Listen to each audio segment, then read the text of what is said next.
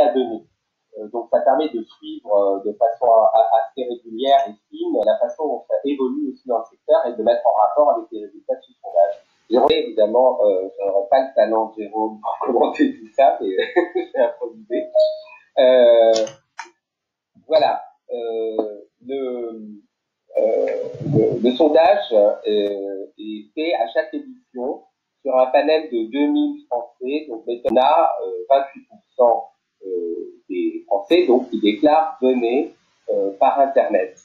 Alors tous ne donnent pas uniquement par Internet. On a une partie qui donne exclusivement par Internet et on a également évidemment beaucoup de donateurs et notamment parmi les plus anciens qui donnent à la fois par Internet et par les moyens classiques. Depuis 2010, on a vu une progression de 5 points. Ce n'est pas une progression très considérable, mais c'est une installation dans le paysage. On a vu constamment progresser les pratiques. Alors, peut-être slide suivant, en attendant que Jérôme résolve son problème technique. Jérôme revient. Voilà. Ici, on voit qu'on a démarré en décembre 2010 avec le premier baromètre, avec un don en ligne qui était déclaré par 23% des Français. Il y a eu des hausses, notamment au nord, à la suite des grandes catastrophes. Il y a eu des pics, puisque lors des événements très médiatisés, il y a de hausse des dons spontanés. Nous avons Jérôme qui est de retour parmi nous. Voilà, alors je passe la parole à Jérôme.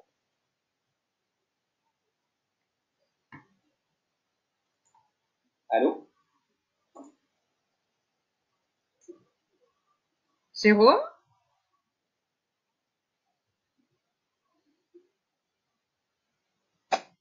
Oui, c'est bon. Toutes nos excuses, voilà. Jérôme, pour ce problème technique. Toutes mes excuses, hein, je suis confus. Donc, comme le disait Laurent, il y a une longue série maintenant qui se dessine, avec un record. En décembre dernier, 28% de nos concitoyens déclarent avoir déjà pratiqué le don en ligne. Et donc, on est sur une tendance assez haussière. On constate sur la diapositive suivante que cette tendance est notamment portée par par la génération des moins de 35 ans, qui sont 28% à déclarer pratiquer le don en ligne. C'est une progression de 13 points en 10 ans. C'est un élément intéressant parce que on sait traditionnellement, et on le voit dans cette enquête, que le public des donateurs est généralement un public âgé. Donc le fait de donner via Internet est encore l'apanage plutôt des seniors, qui sont les plus gros donateurs, 36% d'entre eux donnent, mais pour la première fois, on a une hausse sensible dans le jeune public, tout à fait encourageant et bon signe pour la pérennité du, panel de donateurs, mais aussi pour les associations, c'est une donnée à intégrer parce que on voit bien qu'il s'agit aujourd'hui de multiplier les canaux de collecte et d'avoir des canaux de collecte qui peuvent être spécifiques à différents publics, notamment les jeunes, qui sont donc, on le dit, 28% à donner. Et donc, pour la première fois, on est sur des taux de donateurs chez les moins de 35 ans par Internet qui est plus importante que sur les 35-49 ou sur les 50-64 ans. Sur la diapositive suivante, on voit un petit peu le revers de la médaille de cette progression significative du nombre de donateurs. Les associations se sont manifestement très fortement emparées de ce nouveau canal de collecte et de contact avec la population. Pour autant, en corollaire de quoi, 59% de nos donateurs se sentent trop sollicités pour faire des dons sur Internet à des associations.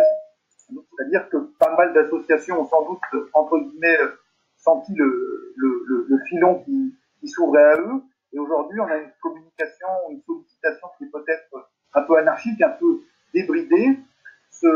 sentiment d'être harcelé quelque part ou sursollicité a progressé de 10 points par rapport à une précédente enquête de 2016. Donc il y a là assurément un point de vigilance à avoir pour les acteurs du secteur. Autre enseignement de ce baromètre, alors je ne sais pas si Laurent en avait touché deux mots, mais donc il y a eu l'enquête principale a été faite en décembre dernier dans le cadre du baromètre et on a demandé à l'IFOP de reposer quelques questions en avril, donc il y a quelques semaines, pour mesurer l'impact de la crise du Covid sur le comportement des donateurs. Alors là, on est sur une question qui ne porte plus uniquement sur le e-don, sur les e-donateurs, on est sur le don en général, et on constate que 40% des donateurs ont réalisé un don en lien avec le Covid depuis le début de l'épidémie. Donc on a un effet de mobilisation et de solidarité qui s'est manifesté à l'occasion de cette crise. On en a eu de nombreux témoignages, je pense notamment aux scènes à 20h sur les balcons d'applaudissements en direction des soignants. Il y a eu aussi une mobilisation en termes de collecte. Si on regarde sur la diapositive suivante, on constate qu'une nouvelle fois, ce sont les plus jeunes qui se sont mobilisés. 53% des donateurs de moins de 35 ans ont effectué un don dans le cadre du Covid-19. Ça, c'est quelque chose qu'on avait déjà identifié avec les équipes de Laurent Péris chez nous. C'est le fait que ce public de jeunes donateurs, il est plus sur un don d'impulsion, un don ponctuel, et qui va répondre à une situation particulière, un événement d'actualité ou une sollicitation. Et donc on retrouve une nouvelle fois ce mécanisme à l'occasion de la crise du Covid. Donc 40% des donateurs ont donné à l'occasion de cette crise et ça monte à 53% chez les moins de 35 ans. Parmi ceux qui ont donné à l'occasion de cette crise, on a essayé de voir un petit peu quel avait été le fléchage entre guillemets. 34% ont donné pour les plus démunis, personnes isolées, SDF ou migrants. La même proportion, quasiment 32% pour soutenir le personnel soignant et hospitalier. On a parlé tout à l'heure des scènes d'applaudissements. On voit bien qu'il y a une mobilisation qui a été bien au-delà de cela. Autre sujet qu'on pouvait classiquement attendre, les dons pour aider et accélérer la recherche médicale, soit sur le Covid en particulier, soit de manière plus générale, à 29%. Et puis 22% ont également déclaré avoir donné pour aider les entreprises. Et là, je fais une petite parenthèse. Nous sommes encore dans la crise sanitaire, elle n'est pas derrière nous, mais on voit d'ores et déjà se profiler une crise économique et sociale qui va être de très grande ampleur et qui va donc aussi sans doute amener à des réflexions dans le secteur caritatif pour faire face aux dégâts sociaux que va causer cette situation. Alors, sur la diapositive suivante, je vous disais à l'instant que le Covid avait suscité des dons d'impulsion et ravivé la flamme de la solidarité de nos concitoyens. Pour en avoir le cœur net, on a posé une autre question qui ne porte pas sur le don, mais sur le don en général. En décembre dernier, dans notre vague, c'est-à-dire traditionnelle du baromètre, 32% des Français déclaraient avoir donné à des associations, à des fondations faisant appel à la générosité du public. En reposant à l'identique la même question en avril, on obtient le taux de 37%. Donc on a un gain de 5 points. Alors ça peut vous paraître assez peu, mais sur ce type de baromètre, en quelques mois, c'est beaucoup. Donc non seulement il y a un gain de 5 points, mais quand on voit derrière que parmi ceux qui ont donné, 40% ont donné à l'occasion de la crise du Covid, on voit bien que ces faisceaux convergent pour valider l'hypothèse d'une mobilisation d'une partie significative de la base donatrice, et puis aussi d'autres publics qui sont, pour appeler le second ou troisième cercle, qui ne donnent pas forcément très régulièrement, qui donnent occasionnellement, et qui se sont mobilisés à l'occasion de cette crise. Alors, sur la diapositive suivante, on va voir que non seulement les choses ont évolué en volume, en termes de nombre de personnes concernées, mais également en termes de façon de donner. On a parlé tout à l'heure du public jeune qui s'emparait progressivement de cette pratique du e-don. On a également le phénomène assez récent des cagnottes en ligne qui explosent. Par exemple, 40% des moins de 35 ans nous déclarent avoir participé à ce type de au cours des 12 derniers mois, 40%.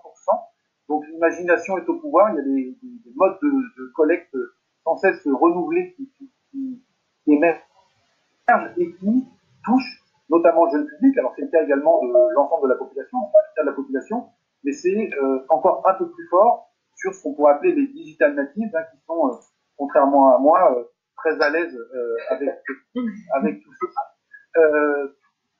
Ce qu'ils ont fait dans le détail de ces cagnottes, 24% c'était dans le cadre d'un soutien à une association, une fondation, 11% en soutien à une personne victime de maladie ou d'attentat, et 9% en soutien à un mouvement, souvent à finalité sociale ou environnementale. Donc ce phénomène des cagnottes explose, mais il donne lieu à une espèce de foisonnement avec une multiplicité d'acteurs et d'opérateurs qui s'emparent de ce mode de contact et de collecte qui est, de notre point de vue, appelé un bel avenir, ce qui n'a pas échappé aux associations comme Laurent va nous le montrer. Merci Jérôme. Alors avant d'aborder cette seconde partie, on va relayer peut-être, Oriane, quelques questions que peuvent poser les participants. Alors, je vous invite tous les participants à poser vos questions dans la partie conversation que vous avez en bas de votre écran. Alors, à titre personnel, donc j'ai une question justement sur ce baromètre. Vous l'aviez fait il y a quelque temps déjà, c'était en fin d'année. Donc vous aviez une intuition que les millennials avaient déjà ce sentiment de devoir, enfin, de donner en ligne. Comment vous êtes mobilisé pour justement faire le point là sur la crise sanitaire et le comportement de ces jeunes? Alors effectivement, le baromètre a été monté il y a une dizaine d'années à l'initiative de l'agence Limite et de Laurent, qui voyait bien cette pratique émerger. Donc nous on suivait ça au long cours. On a refait cette mesure en décembre dernier qui a enregistré une poussée de cette pratique dans le jeune public, ce qu'on attendait vague après vague et ce qui s'est donc mis en place progressivement. Et puis Laurent nous a contacté après la mise en place du confinement pour nous demander de refaire un point d'actualisation. Alors on n'a pas reposé l'intégralité des questions du baromètre, mais quelques questions spécifiques pour mesurer les évolutions, voir plus particulièrement ce qu'il en était du thème Covid comme levier ou ressort de don, tout en ayant toujours en tête notre lecture à double niveau, c'est-à-dire auprès de l'ensemble de la population, mais aussi auprès de la cible stratégique des millennials, des moins de 35 ans. Alors c'est pas par effet de jeunisme qu'on fait ça, c'est que il y a encore une fois cette problématique de la pyramide des âges dans le secteur du don caritatif. Donc il y a une question de renouvellement, à la fois de renouvellement, et puis aussi plus globalement ou parallèlement à cela, la volonté c'était la conviction forte de Limite, de voir que ces outils du numérique et du digital offrent un champ d'expérimentation nouveau aux ONG, notamment vis-à-vis de la population qui est la plus à l'aise avec ce nouvel écosystème, et cette population, c'est les jeunes. D'accord, merci beaucoup. On a beaucoup de... Oui. S'il n'y a pas d'autres questions, mais tu dis, Oriane, j'apporterai deux petits commentaires. Le premier, c'est que on l'a vu quand même, les plus de 65 ans donnent beaucoup. Et il faut bien, Francis Charon qui montrait le baromètre, me faisait remarquer, me posait la question des montants. Il est évident que les montants globaux que donnent les seniors sont aujourd'hui nettement, considérablement plus importants et vitaux pour les associations que ceux qui sont donnés par les moins de 35 ans. Par contre, évidemment, on voit bien que ça monte, ça commence à devenir un relais intéressant. Et quand on parle du phénomène des cagnottes, il faut bien avoir en tête que dans celle-ci, des moins de 35 ans, les plus anciens avaient 25 ans quand on a commencé le baromètre. Comme ils n'ont pas beaucoup d'argent, et parce que c'est leur pratique, ils se sentent plus efficaces en entraînant leurs amis, en entraînant leurs relations, en mobilisant autour d'eux. Et donc, on a effectivement, quand les cagnottes sont un exemple, il y a également le phénomène du pair à pair sur Facebook ou sur d'autres réseaux sociaux dans lesquels on propose à ses amis de donner. Et il faut avoir aussi une autre notion en tête, c'est que ces dons ne vont pas exclusivement aux associations, aux fondations caritatives classiques. Et je dirais même qu'au contraire, le paysage devient très éclaté. Et on a affaire à des donateurs, notamment les jeunes, mais ça se trouve aussi chez les papy boomers. Hein. Il y a aussi un petit peu cette notion qui préfèrent donner directement à un projet qu'à une organisation, voire directement à un bénéficiaire, et même quelquefois directement à la personne qui leur demande. C'est-à-dire que si une vedette mobilise, si un gamer mobilise, je réponds au gamer ou à la vedette parce que je l'aime bien, que je veux lui faire plaisir. C'est-à-dire qu'on a aussi une génération qui arrive, qui n'a pas obligatoirement la culture associative, donc qui ne connaît pas obligatoirement les organisations. Donc c'est pour ça qu'il y a un enjeu de marque très important pour les grandes organisations, qui est d'une part d'être capable de gérer les deux publics, les seniors avec des canaux spécifiques, souvent bicanaux, digitaux et classiques, qui doivent particulier maintenant. Et les jeunes qui ont leurs propres canaux, avec notamment toutes ces opérations de pair à pair. Et donc, il faut gérer les deux, et en même temps rester cohérent et raconter la même histoire. C'est tout l'enjeu. Et puis, il faut aussi faire face à de nouveaux acteurs. On a vu dans le Covid, il y a des organisations dont personne n'avait entendu parler, voire des groupes informels qui ont pris l'initiative de collecter et qui ont collecté quelquefois des centaines de milliers, voire des millions d'euros, parce que ils avaient le bon canal, la bonne façon de faire, et que les gens trouvaient que c'était le meilleur moyen pour, par exemple, aider les soignants ou les personnes exclues. J'ai des questions, alors merci Laurent.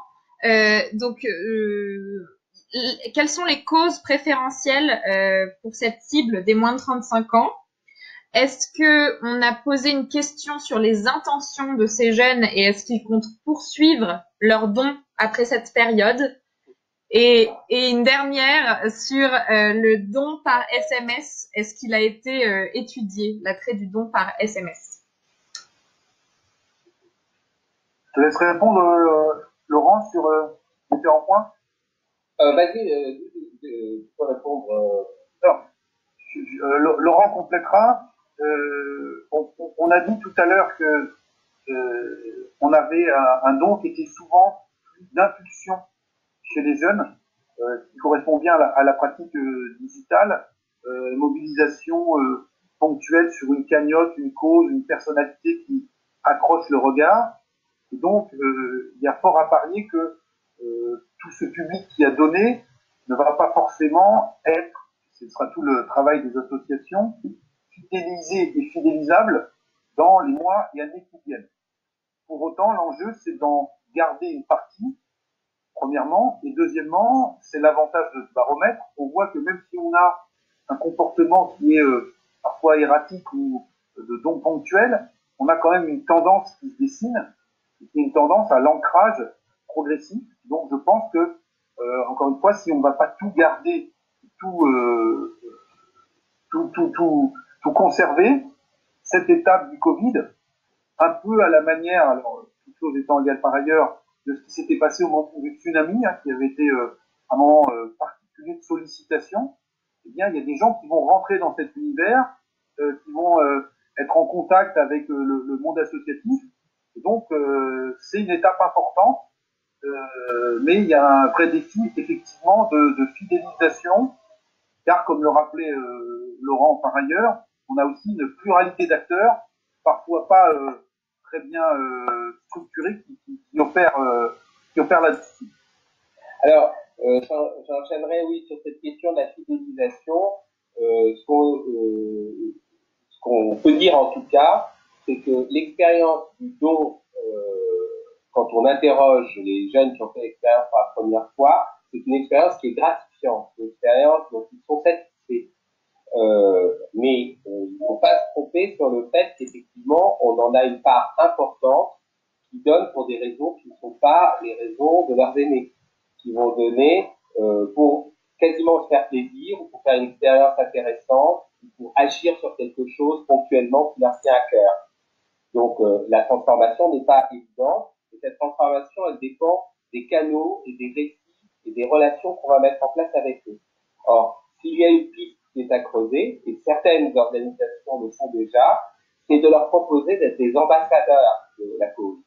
C'est-à-dire, une fois qu'ils ont donné pour une action peut-être ponctuelle, une catastrophe comme en ce moment, ou un événement ou un projet qui les intéresse, il faut d'abord leur faire du feedback, et le feedback il ne se fait plus avec, je dirais, la revue qu'on envoie 4 fois par an, mais il se fait avec les community managers qui racontent comment se passe le projet, que ça marche, etc. Et la deuxième chose, c'est qu'il ne faut pas leur demander de redonner, ça ne marche pas, quasiment pas. Il faut leur demander de devenir des ambassadeurs qui mobilisent d'autres autour d'eux. Parce qu'ils ont le sentiment qu'avec leur possibilité de donner, ça ne pèse pas grand-chose. Par contre, si on leur donne un rôle, si on leur dit mais mobilisez d'autres gens pour faire des cagnottes, pour telle ou telle action, choisissez votre action et soutenez-la. On a un panel d'actions à vous proposer, choisissez celle qui vous tient à cœur et puis allez-y. Ça marche beaucoup mieux. Et là, ils ont l'impression d'avoir vraiment du poids. Et enfin, je répondrai sur le SMS. Donc, dans le sondage, on a posé la question des SMS. Il y a beaucoup plus de questions que ce qu'on traite aujourd'hui. Il y a beaucoup plus de détails. Et on a 7% de l'ensemble de la population qui déclare avoir donné par SMS au cours de l'année écoulée, donc avant décembre, et 20% chez les moins de 35 ans. Donc, c'est quelque chose qui marche. Alors, je parle là de l'échantillon des e-donateurs, des gens qui déclarent donner par Internet. Et donc, on a un échantillon non négligeable, mais on connaît tous les contraintes du don par SMS. Il peut être intéressant, il est généralement de faible montant, et là où il y a des champs d'expansion assez importants de la collecte, qui sont complémentaires, je dis une fois de plus, des champs classiques sur les seniors, c'est du côté donc du don de pair à pair, cagnotte, Facebook, gamers, influenceurs qui vont mobiliser pour vous, etc. Donc la marque disons, l'association va être de moins en moins, je dirais, propriétaire de ses donateurs, mais elle va être organisatrice de mobilisation à travers des ambassadeurs qui aiment bien faire des choses avec eux. Et cette notion de bien aimer est très importante. C'est-à-dire qu'on n'est pas dans un don sacrifice, dans un don talisman protecteur qu'on pouvait voir chez les plus anciens. On est dans un don où on se fait plaisir, où on fait quelque chose qui donne l'impression d'être utile. Cette notion, c'est Yannick Blanc qui me racontait que dans un atelier service civique où il a interrogé des jeunes, il leur a dit c'est quoi vous qui vous donne vous fait plaisir dans l'engagement, c'était avoir le sentiment d'être utile. C'était ça qu'il disait, c'est-à-dire de servir à quelque chose. Voilà. Autre question avant que Jérôme nous quitte? Pas d'autres questions. D'accord. Jérôme, merci. Et puis, on est à votre disposition par chat. Jérôme, je te laisse finir. Voilà, mais merci à vous et excusez-moi encore pour le problème technique et bonne continuation à vous. Merci beaucoup. Merci. Jérôme. À très Et bientôt. on est bien sûr à votre disposition. Il y a le sondage plus détaillé est en ligne et vous aurez les liens à la fin. Et on est à votre disposition pour répondre à des questions plus pointues si vous en avez. Et Jérôme également. Alors j'enchaîne justement entre la conclusion de Jérôme sur les cagnottes, dont on a pas mal parlé, et le benchmark qu'on fait chaque année, enfin chaque édition. Et on a pu constater que les associations se sont énormément adaptées depuis 10 ans et ont su petit à petit mettre en place des moyens pour répondre à ces nouvelles logiques et à ces nouvelles formes de mobilisation. Sur les 98 organisations qu'on a examinées avec 35 critères cette année, on constate que 78% d'entre elles recourent aux cagnottes comme moyen de collecte. On a un exemple là avec Ella et avec d'autres. Sur le slide suivant, on constate aussi, ce que je disais à l'instant, que le don via un proche ou une personnalité, c'est-à-dire je n'avais pas pensé à donner à telle organisation, mais un de mes amis,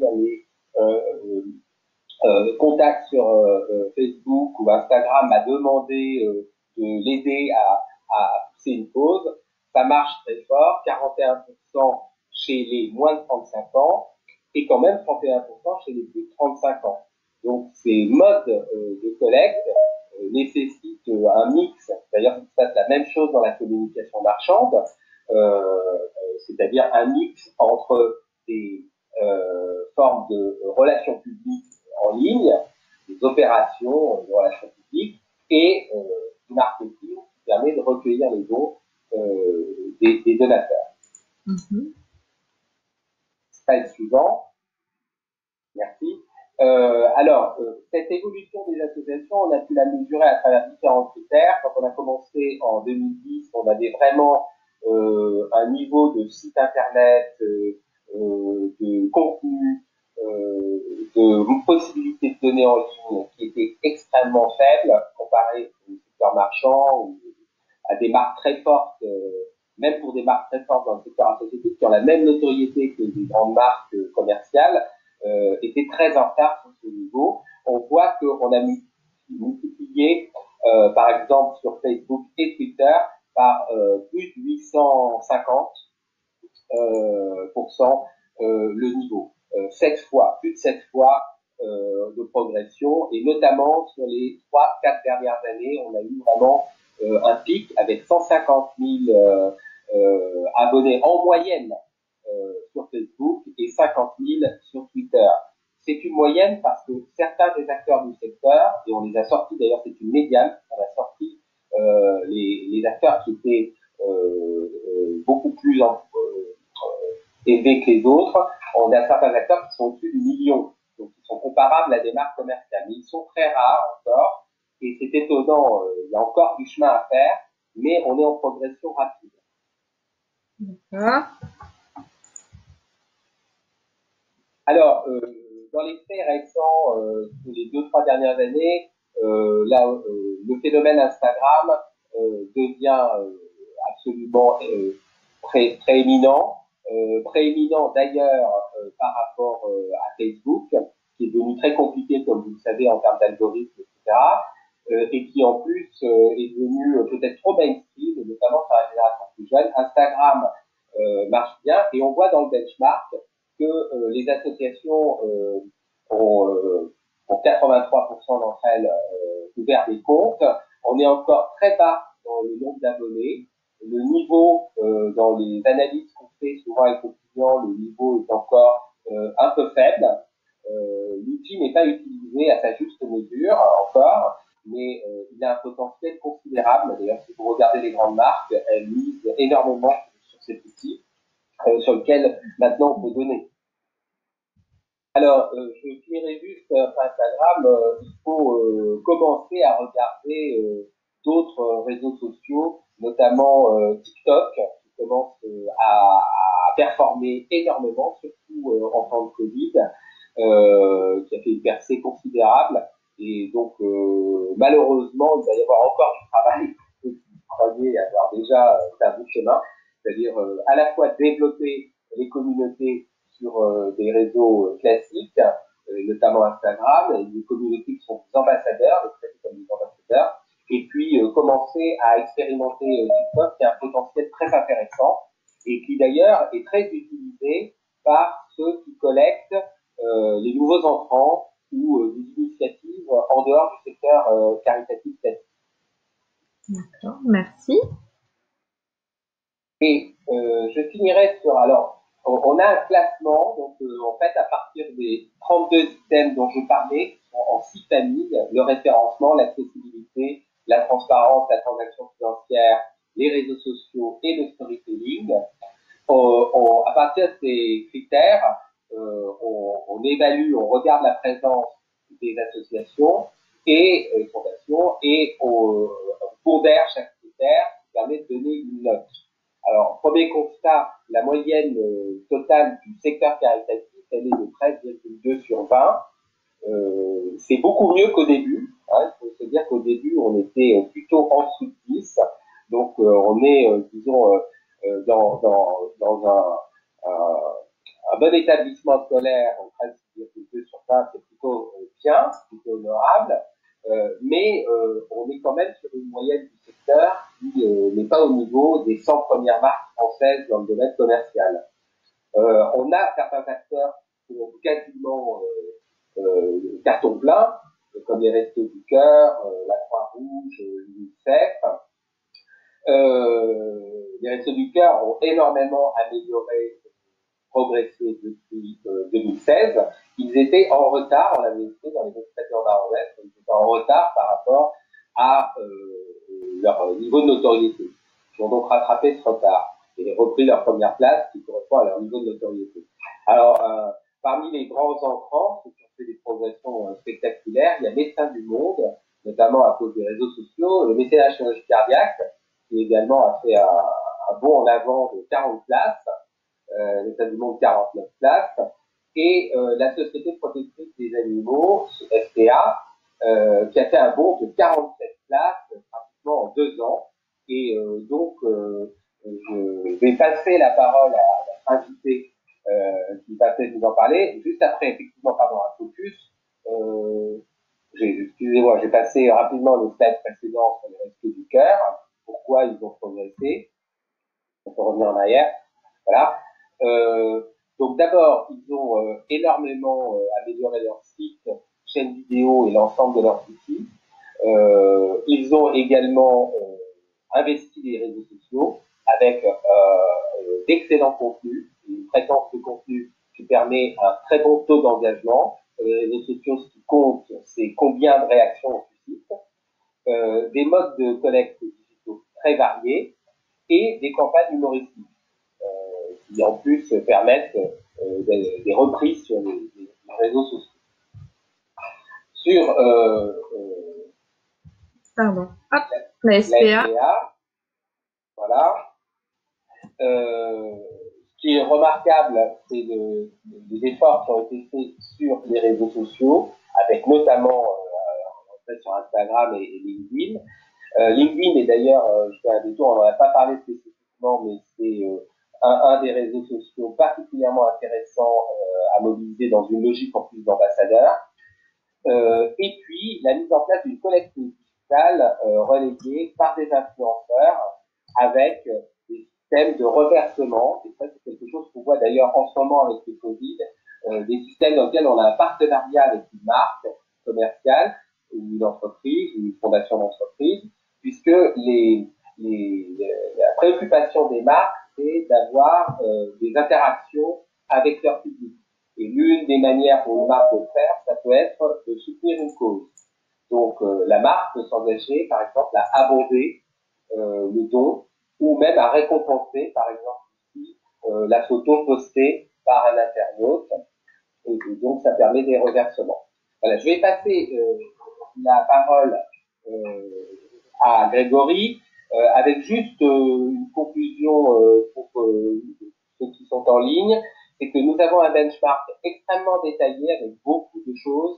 Nous ne le diffusons pas, mais si vous souhaitez que nous vous en faisions une présentation ad hoc pour vous et votre équipe, on est à votre disposition, vous nous contactez et on conviendra d'un rendez-vous et on vous fera une présentation détaillée. Grégory. Merci beaucoup pour cette présentation, c'est très intéressant. Bonjour à tous. Donc effectivement, je représente aujourd'hui la Société protectrice des animaux et on est ravis de voir qu'on a fait un bond très important dans ce classement en termes de présence digitale.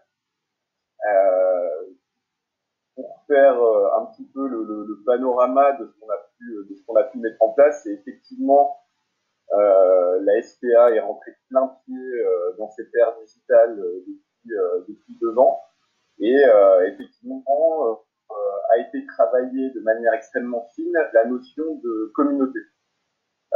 Donc effectivement, quand on traite de digital, on peut parler finalement maintenant à l'ensemble de la population. Il y a quand même aujourd'hui très peu de personnes qui ne sont pas présents et qui n'ont pas accès à l'outil Internet.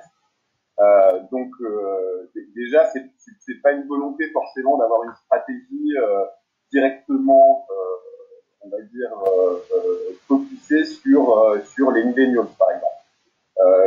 L'outil Internet et l'outil digital, il permet vraiment de toucher un maximum de personnes, et on le voit d'autant plus dans cette période de Covid, c'est-à-dire que finalement le lien qu'on a pu tisser et créer avec notre communauté nous a permis de traverser au mieux cette période, puisque on avait ce lien déjà digital créé avec un grand nombre de personnes au sein de notre communauté. Ensuite, sur les aspects digital, je vais rebondir effectivement sur ce que vous disiez, l'important c'est d'être présent d'avoir une présence multicanale et de ne pas se dire on a une manière de faire qui est en gros on a des tunnels de conversion vers le don qui sont établis depuis des années.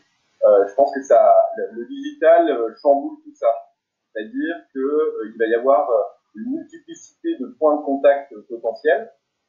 Donc que ce soit par réseau, si on prend Facebook par exemple, comme vous l'avez très bien dit, Facebook aujourd'hui c'est un peu comme si on touchait l'ensemble de la population, mais par exemple pour les plus jeunes, Facebook, pour une personne de 20 ans aujourd'hui, il y a de très grandes chances qu'il n'ait même pas de compte Facebook.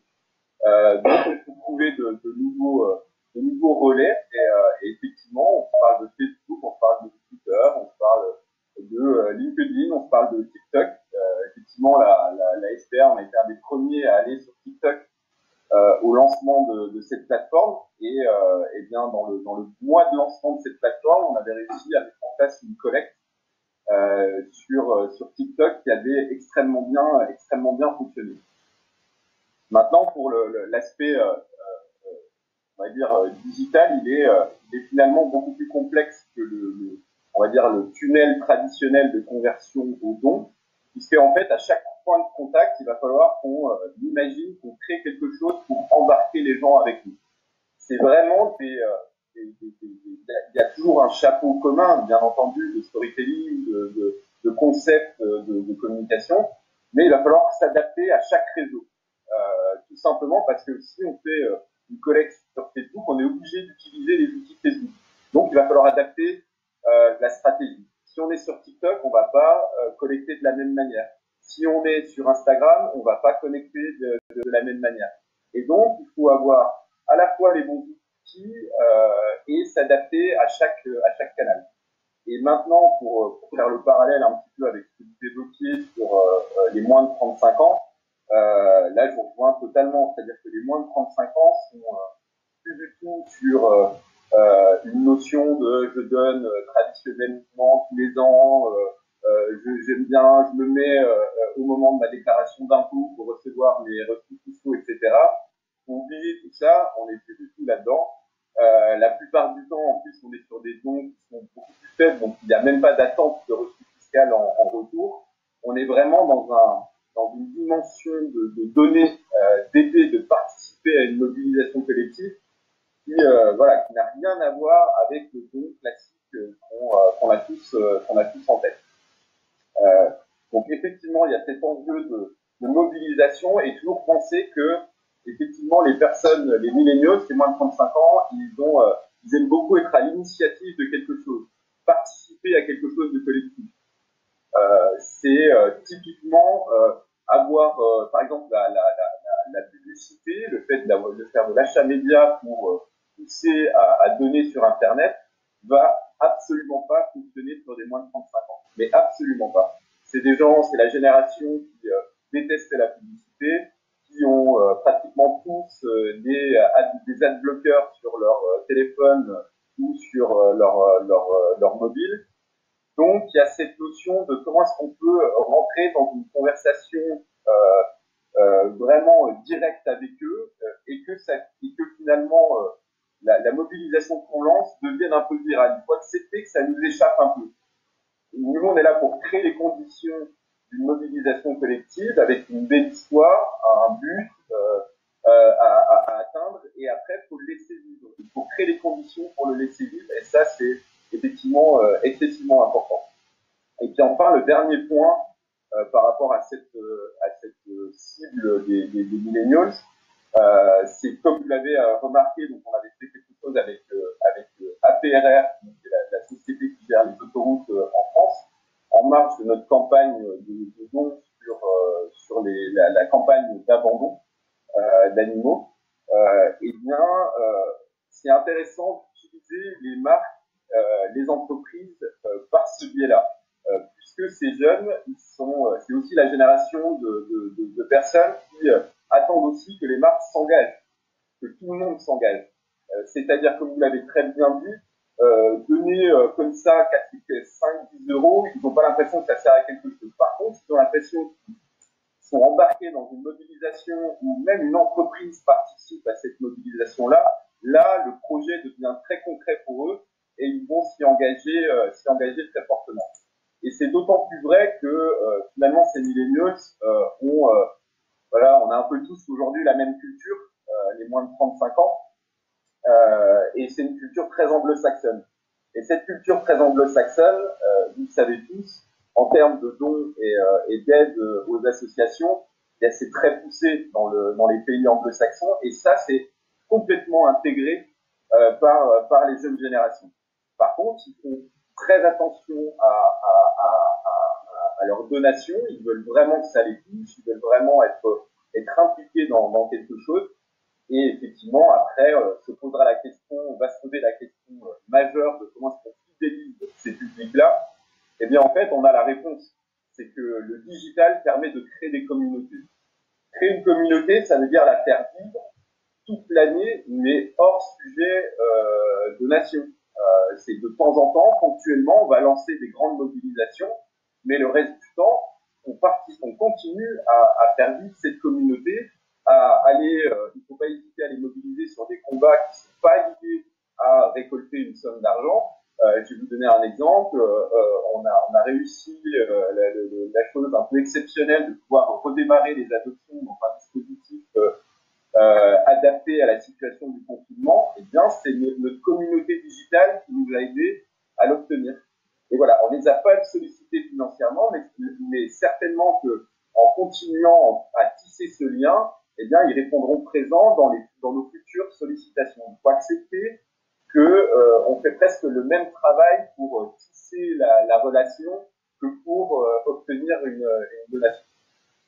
Merci Grégory, et je confirme effectivement le rapport à l'entreprise aussi, aux marques commerciales, à la fois méfiance vis-à-vis de la pub et en même temps 75% de ces jeunes disent qu'ils considèrent que les entreprises doivent s'engager pour l'intérêt général ou pour les causes.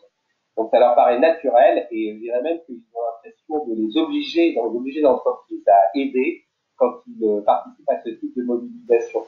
Donc en quelque sorte, si je comprends bien, vous pilotez un petit peu la marque SPA, parce que vous avez aussi des donateurs classiques, des donateurs traditionnels, mais vous la pilotez comme un petit peu une comme une plateforme, enfin un système de micro-campagne permanente et de micro-communautés qu'il faut suivre les unes et les autres dans des combats multiples, en leur proposant de temps en temps de se mobiliser, le reste du temps de faire des choses sympas, de découvrir des choses sympas. C'est ça? C'est exactement ça, et on a l'avantage de traiter d'un sujet qui touche particulièrement, parce que nous on traite des animaux de compagnie, c'est notre sujet principal, et en fait c'est un centre d'intérêt, c'est on va dire un sujet très important sur les réseaux sociaux, sur les communautés digitales. Vous voyez tous, on voit tous passer sur nos comptes Facebook ou Instagram des petites vidéos d'animaux, etc. Voilà. On se fait aussi sur un sujet très porteur, qui nous permet certainement plus facilement de le faire que d'autres associations qui ont des sujets qui sont moins glamour, je dirais, de prime abord. Donc on a cette chance-là, et effectivement, nous, ça se traduit par une pyramide de donateurs qui est très élargie. On a une pyramide de donateurs qui est extrêmement atypique par rapport à l'ensemble du secteur. C'est plus on va vraiment d'un donateur de 18 ans à 100 ans, et on a vraiment cette pyramide. La pyramide, elle respecte presque la pyramide des âges de la France. Donc on a cette chance-là, on s'en rend compte. Mais après, peut-être que le point qui est intéressant, c'est d'utiliser justement ces centres d'intérêt. Nous, on a la chance, la SPA, d'avoir un sujet qui est particulièrement porteur, mais il ne faut pas oublier que pour intéresser des communautés sur le digital, voilà, utiliser les centres d'intérêt, croiser les choses avec des ambassadeurs qui viennent de l'univers du sport, des jeux vidéo, du cinéma, etc. Tout ça, ça va participer à créer du lien et à créer du storytelling. Et là, ça devient très intéressant. Finalement, c'est un discours. Oui. Comme il nous reste quelques minutes pour relayer les questions, mais je rajouterai à ce que vous venez de dire que vous êtes un petit peu modeste, parce qu'on se rappelle tous que la SPA, ou les causes animales, il y a encore très peu de temps, c'était un peu ringard, c'était les vieilles dames, etc. Donc c'était pas évident obligatoirement, et je pense que toute cause est difficile si on veut la faire évoluer, et que donc il faut s'y mettre. Alors, il y avait une question sur TikTok, je crois que Grégory en a parlé, on a plus de détails, mais ça a commencé sur le don à notre connaissance avec les Restos du Cœur, puisque avait créé un bouton de don pour les Restos du Cœur, et a fait des expérimentations. Il y a pas mal d'expériences à regarder, on pourra vous en communiquer. Ça démarre, mais ça démarre très bien, et là aussi, il faut s'adapter aux médias, hein, c'est très particulier, puisque ce sont des gens qui mettent en ligne des réalisations qu'ils font chez eux, des opérations, des petits films courts, humoristiques ou sentimentaux, et ou artistiques d'ailleurs quelquefois. Et donc, il faut complètement s'intégrer là-dedans. Il faut trouver la bonne idée pour mobiliser. Ensuite, il y a une question qui est sur les montants de dons. Alors, par génération. Alors, il y a d'une part les volumes de dons que représente le digital sur Internet. Les dernières projections, il faut regarder sur l'étude de recherche et solidarité, puis il y a également le panorama des générosités qui est piloté par Daniel Bruno, mais sur les dernières grandes études, on était aux alentours de 12% déclarés par les grandes associations. Mais ce qui nous échappe dans ce déclaratif de France Générosité, c'est la multitude d'opérations qui sont lancées par des opérateurs nouveaux et par des acteurs nouveaux. Donc, on peut considérer actuellement que le don par Internet représente environ 20% des montants, et dans certaines associations ou fondations qui ont beaucoup investi dessus, même dans les grands, on est plutôt proche de 40%. Donc, on peut faire 40% de sa collecte sur Internet. Il ne faut pas oublier aussi qu'on le disait tout à l'heure, les 65 ans et plus sont bicanaux ou multicanaux. Donc aujourd'hui, on a du mal à l'identifier. On peut avoir un donateur, on avait par les moyens classiques, mailing, téléphone, face à face, mais qui ensuite reste fidélisé et en lien avec l'organisation, en grande partie par Internet, et qui de temps en temps veut faire un don en ligne. Donc c'est vrai qu'il y aurait une étude plus fine à faire sur ce sujet. Sur la question des montants de dons par génération, il est clair qu'aujourd'hui, même sur le don en ligne, le gros des dons, la majorité des dons, proviennent des seniors. Par contre, ce qu'on voit, comme nous a dit Jérôme Fourquet, c'est que la génération moins de 35 ans, si elle donne moins au montant, est plus généreuse proportionnellement que les créneaux 36, 44 et 49 et 49, 64. Donc, on a une génération qui est généreuse. Ceux qui ont 35 ans commencent à avoir des revenus réguliers, des enfants, etc., et des capacités de mobilisation. Donc, ce qui est en train de se jouer, je dirais que c'est le 14e ou le 15e baromètre qu'on fait, qu'on fera dans 10 ans, ou dans 12 ans. C'est des volumes qui vont atteindre probablement 40-50% de la moyenne du secteur. Et je vais souhaiter les legs, évidemment, et qui vont sans doute, pour certaines organisations qui sont apparues ces dernières années, représenter 100%. Donc voilà, c'est un petit peu l'avenir qui joue avec ce genre de questions. D'autres questions? Il ne semble pas qu'il y ait d'autres questions. Par contre, c'est vrai que sur la question, comme tu le mentionnais, des sujets plus ou moins glamour, est-ce qu'il y a des secteurs justement moins glamour que les animaux, que la protection des animaux, qui ont très bien réussi à collecter par communauté et centre d'intérêt? Je sais pas, est-ce que la recherche médicale fonctionne bien? Absolument. Il n'y a pas de cause désespérée, je dirais. C'est-à-dire qu'il faut se rappeler, enfin moi, à mes débuts, j'ai vu arriver des associations, par exemple, de parents d'enfants victimes de maladies orphelines, et à l'époque, ils disaient notre truc n'intéresse personne, parce que notre maladie concerne quelques dizaines d'enfants ou de malades par an. Et puis, ils ont trouvé le moyen de se mettre ensemble, de faire sortir le concept de maladie orpheline, et aujourd'hui, on mobilise des publics pour soutenir la recherche contre les maladies orphelines. Je rappelle Vaincre la muco, qui réussit à mobiliser très au-delà des malades et des parents chaque année, et les médias, des centaines de milliers de donateurs. Et donc, il n'y a pas de cause. Il faut en fait trouver le moyen d'aller toucher des publics. Et comme le disait Grégory, sur un sujet qui peut être difficile, si on trouve les relais, les ambassadeurs, la bonne mécanique, le bon support, la bonne idée sur TikTok, on va pouvoir amener des gens parce qu'ils vont être touchés, parce qu'ils vont trouver ça sympa. On va pouvoir amener des gens à mobiliser autour d'eux pour aider la cause. Donc c'est un faux prétexte, c'est une bonne raison qu'on se trouve pour ne pas réussir, souvent, de dire que c'est parce qu'on a une cause difficile. D'accord. Merci beaucoup, Laurent. Je vois qu'il n'y a pas d'autres questions. Tout le monde est très pressé et puis on a eu tout un tas d'informations vraiment importantes. Donc je le rappelle, vous êtes disponible l'agence Limite si vous voulez, si certains participants veulent en savoir un petit peu plus sur la question du benchmark de la présence digitale des associations.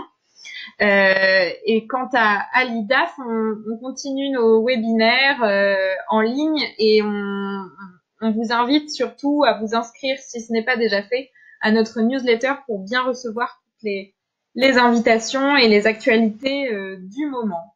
Merci, un grand merci Laurent, à Jérôme Fourquet qui est parti et à Grégory Quentin. Merci. Merci. Merci à vous. Bonne journée. Très bonne journée à tous. Au revoir.